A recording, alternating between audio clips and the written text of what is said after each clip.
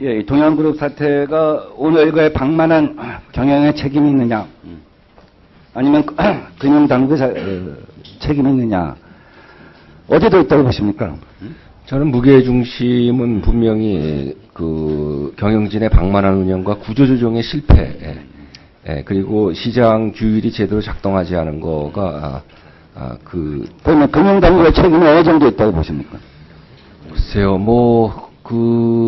책임을 어느 정도 있다 없다를 얘기하기는 굉장히 어려운 부분이라고 생각을 합니다. 그러니까 이것은 뭐 인재냐 뭐냐 하는데 이게 관제냐 경제냐 이거예요. 관이 잘못한 거냐 경영자가 잘못한 거냐. 저는 전적으로 경영자의 책임이다. 전적으로 감독당국은 책임이 없다 이 말씀 아니에요. 제가 감독당국이 전혀 책임이 없다는 뜻은 아니고요. 책임이 없다는 뜻은 아니다는 게 뭐예요? 책임이 있다는 거예요? 책임이라는 게 여러 가지. 한국말이 이렇게 어려워요. 여러 가지 종류가 좀 있다고 생각을 합니다. 그러니까 경영자의 책임에 대해서는 단호하게 얘기하면서 금융감독의 책임에 대해서는 책임이 없다고 말할 수 없다는 것이 무슨 뜻이냐 이거예요. 자, 원래 작년에 7월달에 문제 인식하고 작년 10월에 이 금융투자업 규정을 갖다가 개정 고시를 하려고 했죠. 1년 정도 애초에 그 당시 동양그룹 사태 문제점 인식한 거 아니었습니까? 네. 그걸 저기에 했다고 한다면 올해 신규 판매된 1조 3천억의 피해는 막을 수 있었겠죠. 그런데 어쩐 이런저런 이유로 늦춘 거 아닙니까? 그래서 4월 24일 날 고시를 하게 되는데 그 사이에 금토협을 통해서 동양증권이 1년으로 시행기간을 유예해달라고 했죠. 결국 타협 끝에 6개월 된 거 아닙니까? 만약에 3개월이 돼갖고 7월 24일 날 시행됐다고 한다면 7월 24일 이후에 5,500억의 신규 투자, 신규 판매 이 선언은 없었겠죠. 더 앞당겼다면 1조 3천억의 올해 선언은 없었겠죠. 전체 2조 중에 계산은 여러 가지 방식으로 할 수 있지만 이러함에도 불구하고 전혀 관제가 아니다. 의원님, 저기요. 그런 것은 굉장히 책임 없는 태도라고 보고요. 저는 더더욱 의심이 가는 게 동양그룹에서 판매할 때 항상 강조하고 자랑하는 것이 이 동양그룹 홈페이지에 나와 있는 겁니다. 대통령 방미 순방한 거 이렇게 강조하고 있어요. 이건 웹진에 나와 있는 거고요. 이 동양그룹 홈페이지에 오너의 채금 활동을 해갖고 2월 달에 3척 화력발전소 따낸 거, 그 다음에 4월 달에 방미 순방한 거 엄청 강조하고 있습니다. 저는 이 시점에 5월 6일 날 방미를 하게 되는데 4월 23일 날 개정 고시를 하면서 3개월로 하기로 했던 걸 6개월로 늦추게 된 거는 한미투자협회의 대표인 동양증권의 오너가 방미타절단에 포함되어 있는데 이것을 6개월로 하게 되면 상당한 부담이 있지 않는가 하는 고려도 있었을 것이라고 생각합니다. 자, 대통령 방미 5월 달에 있었죠. 이때 부채 비율이 전기 대비해서 1350,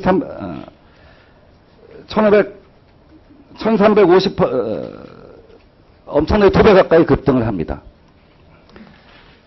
그리고 베트남 방문했을 때 이때는 부채 비율이 또 굉장히 1533%까지 올라갔는데 이때 베트남 방문하셨죠. 이때 얼마를 팔았냐면 900억을 팔았어요.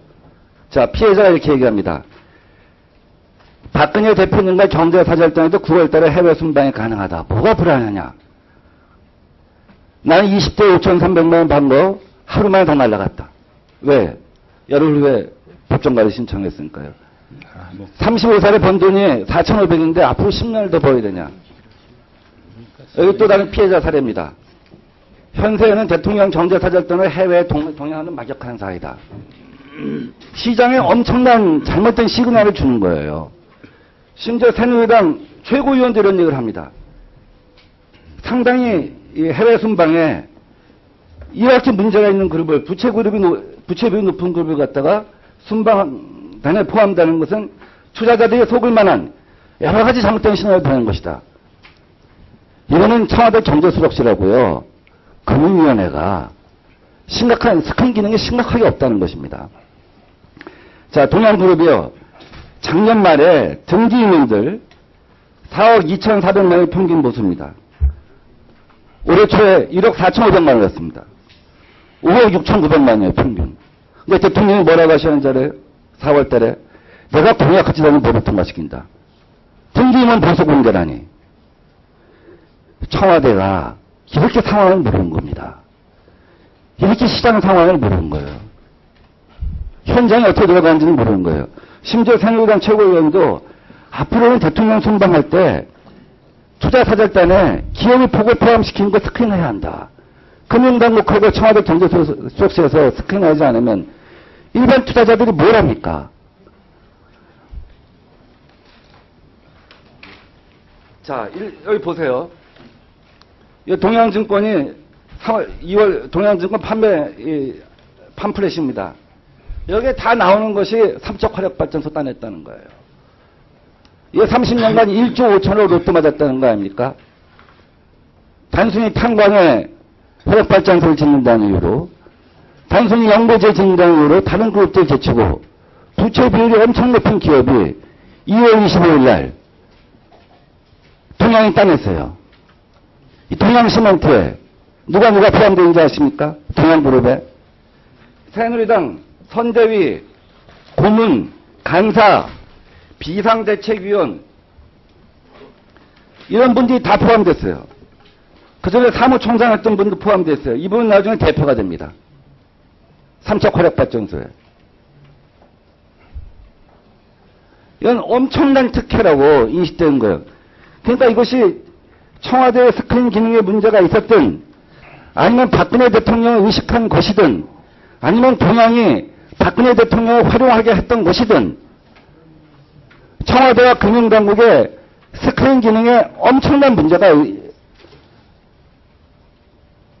있었다는 것이죠. 어떻게 생각하십니까? 얘도 금융당국이 책임졌다고 생각하세요? 예, 저는 그 부분에 대해서는 그 오비락이라고 생각을 하고요. 그 동양그룹의 현 회장은 제가 알기로는 정경련이라는 경제단체의 한 그 무슨 재계 무슨 그 자격으로 순방을 한 걸로 알고 있고요. 그리고 그거에 대해서 저희가 무슨 뭐 재무 구조가 나쁘다고 그래서 이 배제시키고 이런 기능은 저희가 갖고 있지 않습니다.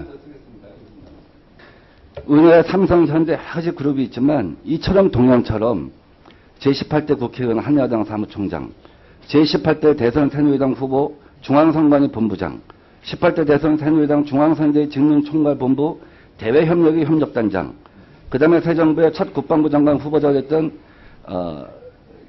김병관 씨, 이런 사람들의 사회이사로 다 갖고 있는 그룹이 없어요. 새 정부와 직접적으로 관계가 있는 사람들, 일정한 정도, 특히 뭐 비상대책위원 같은 막강한 위치죠.